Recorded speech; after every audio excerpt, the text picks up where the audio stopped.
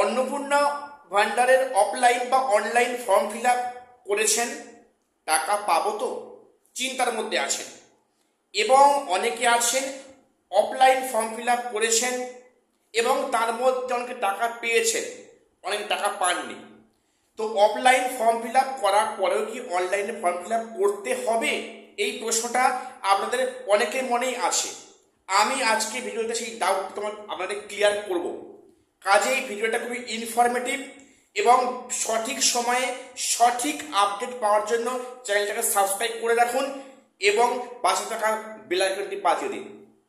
আজকে প্রথম বলবো যে অন্নপূর্ণা ভান্ডারে অফলাইন বা অনলাইন যারা ফর্ম ফিল আপ করেছেন টাকা কবে পাবো বা টাকা আদৌ পাওয়া যাবে তো, তার উত্তরে প্রথম বলি 1 তারিখ বা 2 তারিখ, জুন মাসে 1 বা 2 যে সমস্ত মহিলারা অফলাইন ফর্ম ফিল আপ করে জমা করেছেন তাদের কিন্তু এ মাসে টাকা ঢুকেছে অ্যাকাউন্টে। তার মানে এটা নয় যে সামনে মাসে তাদের অ্যাকাউন্টে টাকা ক্রেডিট হবে। কেন বলছি? 1 তারিখ 2 তারিখ যাদের টাকা ঢুকিয়েছে সরকার থেকে তাদের কিন্তু উইদাউট ভেরিফিকেশান টাকা ঢোকানো হয়েছে, অর্থাৎ ভেরিফিকেশান না করে তারা টাকা পেয়েছে। এবং এখন নতুন করে ভেরিফিকেশানের কাজ কিন্তু হচ্ছে। এই ভেরিফিকেশানে যাদের নাম উঠবে তারাই কিন্তু সামনে মাস থেকে টাকা পেতে পারবে। এবং 3 তারিখ বা তার পর থেকে যারা অফলাইন ফর্ম ফিল আপ করেছো তাদের টাকা কবে ঢুকবে? দেখো, এখনো এই মুহূর্তে অবধি 1,05,00,000 মহিলার নাম কিন্তু এন্ট্রি হয়েছে ভেরিফিকেশান সহ। এরা কিন্তু আগামীতে বা আগামী মাসে টাকা পাচ্ছে অ্যাকাউন্টে। এবং এর মধ্যে এখনো ভেরিফিকেশানের কাজ কন্টিনিউ হচ্ছে। ভেরিফিকেশানে যাদের যাদের হবে তারা কিন্তু সামনের মাসে টাকা অ্যাকাউন্টে পেয়ে যাবে, এটা নিশ্চিত। একটা প্রশ্ন আছে মনের মধ্যে যে আমি তো অফলাইন ফর্ম ফিল আপ করেছি, আমায় কি পুনরায় অনলাইনে ফর্ম ফিল আপ করতে হবে? তার উত্তর হবে হ্যাঁ।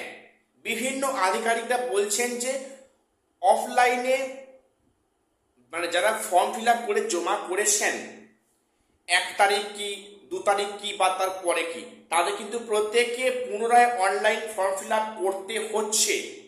এটা করলে পরে কিন্তু আধিকারিকদের কাজের সুবিধা হয় ভেরিফিকেশনের ক্ষেত্রে।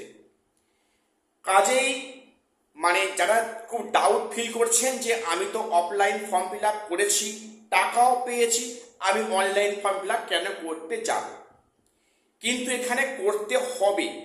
অফলাইন ফর্ম ফিল আপ করলেও অনলাইন ফর্ম ফিল আপ কিন্তু করতে হচ্ছে বা করতে হবে, এমনটাই কিন্তু আধিকারিকরা বলছেন।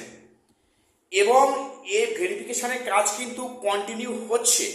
এবং আগামী 22শে জুন যে রাজ্যের বাজেট অধিবেশন আছে সেখানে এই বাজেট অধিবেশনের পর থেকে কিন্তু ফিল্ড ভেরিফাই হবে, অর্থাৎ বাড়ি বাড়ি গিয়ে আধিকারিকরা ডকুমেন্টস চেক করে সত্যতা যাচাই করবেন। এবং এখানে যারা বাদ পড়বেন তারা কিন্তু এই মানে ফেসিলিটি তারা পাবেন না, টাকা কিন্তু পাবেন না। কাজেই মানে যে সমস্ত ক্যান্ডিডেটরা ভুল তথ্য দিয়েছেন তার টাকা পাওয়ার কিন্তু সম্ভাবনা খুবই কম। এবং এবারে কিন্তু বাড়ি বাড়ি ফিল্ড ভেরিফাই হবে, সার্ভে হবে, সেখানে ভুল তথ্য প্রদান করলে সেখানে ফর্ম ক্যান্সেল হওয়ার চান্সটা খুব বেশি। এবং আগামীতে ভেরিফিকেশনের কাজ আরও দ্রুতগতিতে হবে।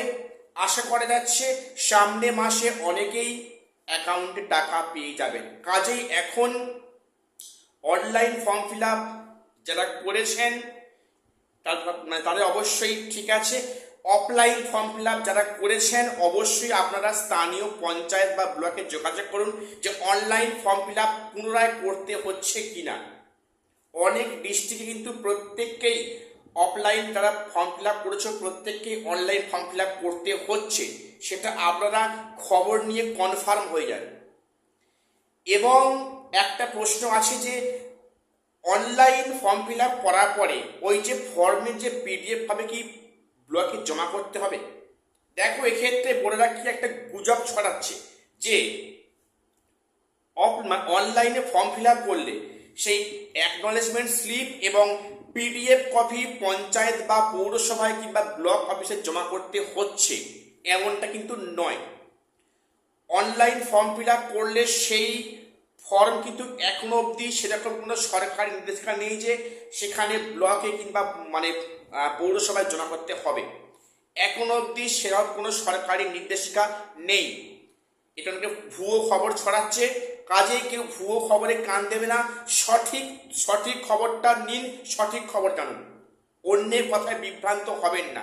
আর চ্যানেলটা সাবস্ক্রাইব করে রাখুন বিভিন্ন সামাজিক প্রকল্পের সঠিক আপডেট সঠিক সময় পাওয়ার জন্য। এটুকুই আজকে আপডেট দেওয়া ছিল। নমস্কার, দেখা হচ্ছে পরের ভিডিওতে।